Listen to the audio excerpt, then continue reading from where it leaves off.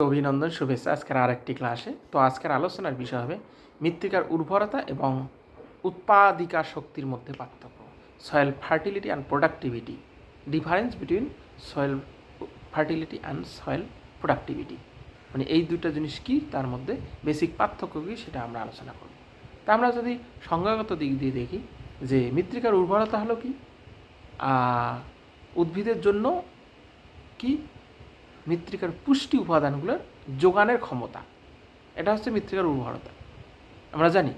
আর productivity বলতে কি বোঝায়, যে মৃত্তিকার যে উৎপাদিকা শক্তি হলো এবং উপযুক্ত পরিচর্যার দ্বারা মৃত্তিকার এক বা একাধিক ফসল উৎপাদনের ক্ষমতা, বোঝা গেল?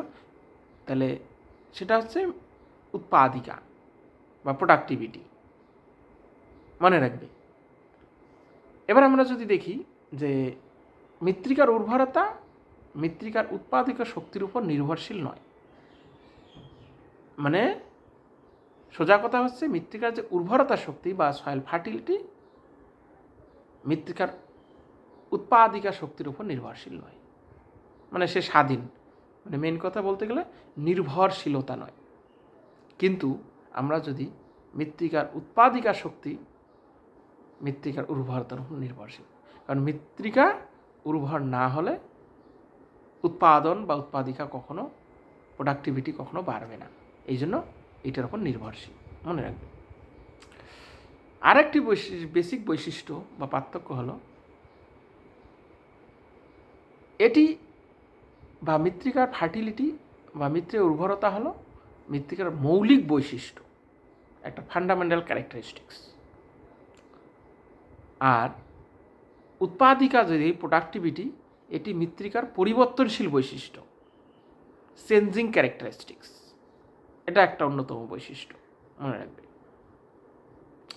আরেকটি বৈশিষ্ট্য আমরা যদি দেখি, মানে বৈশিষ্ট্যগত পার্থক্য, যেমন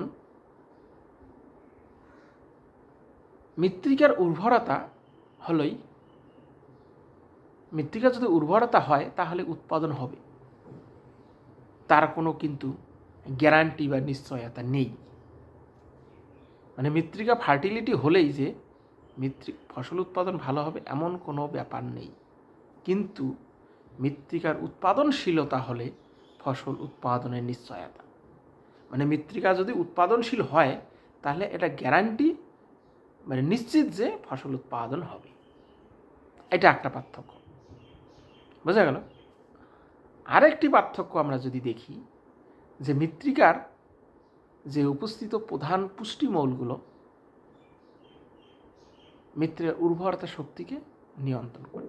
বিভিন্ন পুষ্টিমৌলগুলো সেই উর্বরতার বজায় রাখে, যেমন হচ্ছে ফসফরাস, ক্যালসিয়াম, পটাশিয়াম, ম্যাগনেসিয়াম, লৌহ, এগুলো। কিন্তু আমরা যদি উৎপাদিকার দিকে দেখি, যে মৃত্তিকার কর্ষণ, জল নিকাশি ব্যবস্থা, সারের প্রয়োগ ইত্যাদির উপর মৃত্তিকার উৎপাদিকা শক্তি বেশি নির্ভরশীল, এটা মনে রাখতে হবে।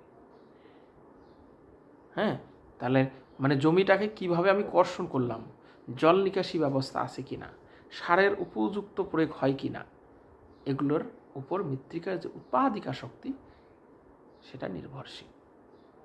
এইটা একটা গুরুত্বপূর্ণ বৈশিষ্ট্য।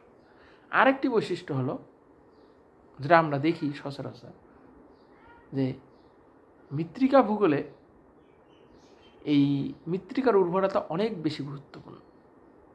সয়েল ফার্টিলিটির যে ইম্পর্টেন্স সেটা খুবই গুরুত্বপূর্ণ। আর এই প্রোডাক্টিভিটি আমরা যদি দেখি, সেটা আমরা কৃষি ভূগোলে দেখি, বা কৃষি কাজের ক্ষেত্রে এই মৃত্তিকার উৎপাদিকা শক্তি খুবই গুরুত্বপূর্ণ এবং এটা খুব তাৎপর্যপূর্ণ ব্যাপার। তো এই ছিল বেসিক পার্থক্য। আজকের ক্লাস এই পর্যন্তই।